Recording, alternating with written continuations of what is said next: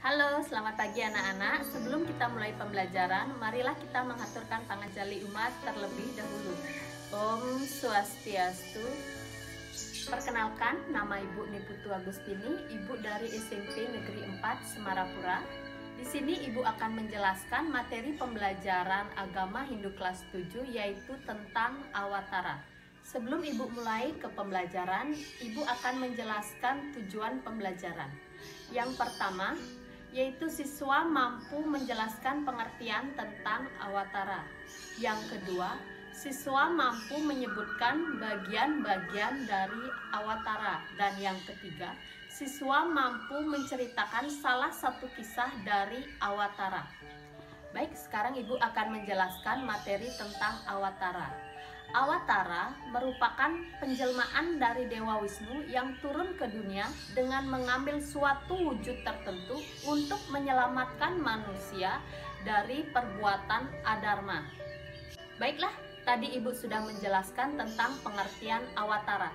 Sekarang Ibu akan menjelaskan tentang bagian-bagian dari Awatara. Bagian-bagian dari Awatara ada 10 yang disebut dengan Dasa Awatara. Adapun bagiannya yang pertama yaitu disebut dengan Matsya Awatara. Matsya Awatara merupakan penjelmaan Dewa Wisnu sebagai ikan raksasa atau ikan besar. Kemudian yang kedua yaitu Kurma Awatara. Kurma Awatara adalah penjelmaan Dewa Wisnu sebagai kura-kura yang disebut dengan Akupa. Kemudian yang ketiga disebut dengan Waraha Awatara.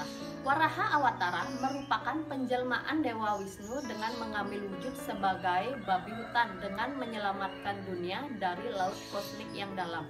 Kemudian yang keempat disebut dengan Narasimha Awatara.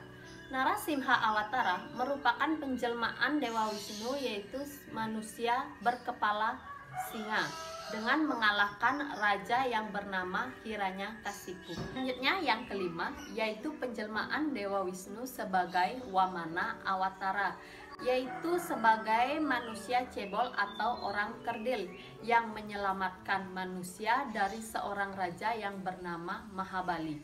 Kemudian yang keenam disebut dengan Parasurama Awatara. Parasurama Awatara merupakan penjelmaan Dewa Wisnu sebagai seorang Rama Parasu, yaitu dengan bersenjatakan kampak. Kemudian yang ketujuh disebut dengan Rama Awatara. Rama Awatara merupakan penjelmaan Dewa Wisnu sebagai Rama dengan mempersunting Dewi Sita sebagai istrinya. Kemudian yang kedelapan yaitu Krishna Awatara. Krishna Awatara merupakan penjelmaan Dewa Wisnu sebagai Krishna, yaitu dengan turun ke bumi untuk membunuh seorang raja yang bernama Raja Kansa yang merupakan paman dari Krishna itu sendiri. Kemudian yang kesembilan yaitu Buddha Awatara. Dan yang terakhir ialah Kalki Awatara. Kalki Awatara merupakan penjelmaan Dewa Wisnu yang ke-10. Konon katanya penjelmaan yang terakhir ini yaitu akan datang pada saat zaman Kali Yuga, yaitu dengan cara menaiki kuda putih dengan menghembuskan sebilah pedang. Nah, demikianlah bagian-bagian dari ke-10 Awatara itu sendiri yang disebut dengan Dasa Awatara. Baiklah anak-anak, sekarang Ibu akan menceritakan salah satu kisah dari 10 Awatara, yaitu Awatara yang ketiga tentang Waraha Awatara. Waraha Awatara merupakan penjelmaan Dewa Wisnu yang ketiga sebagai babi hutan, yaitu pada zaman Satya Yuga atau zaman kebenaran, Dewa Wisnu turun ke bumi menjelma sebagai babi hutan. Pada zaman Satya Yuga atau zaman kebenaran, ada seorang raksasa yang bernama Hiranyaksa, yaitu merupakan adik dari Hiranyakasipu. Kedua kaum Detya atau raksasa tersebut ingin sekali menenggelamkan Pertiwi atau bumi ke dalam laut kosmik atau antah berantah di ruang angkasa sana. Melihat bumi akan mengalami kiamat, Dewa Wisnu mengambil wujud sebagai Waraha, yaitu sebagai babi hutan, dengan menggunakan taring yang mencuat di depannya yang bertujuan untuk menyelamatkan bumi atau menopang bumi dari kehancuran. Pertempuran yang terjadi antara Waraha Awatara dan Hiranyaksa yaitu bertarung sangat sengit, dan pada akhirnya pertarungan tersebut terjadi pada ribuan tahun yang lalu. Dan pada akhirnya pertempuran tersebut dimenangkan oleh Waraha Awatara sebagai Dewa Wisnu.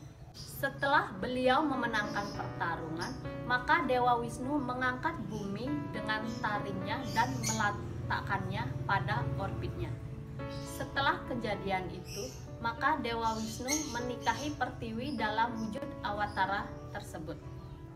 Baik, demikianlah video pembelajaran kita kali ini. Apabila ada kesalahan yang tidak berkenan, Ibu mohon maaf yang sebesar-besarnya. Akhir kata Ibu ucapkan para mesanti, Om Santi Santi Santi Om.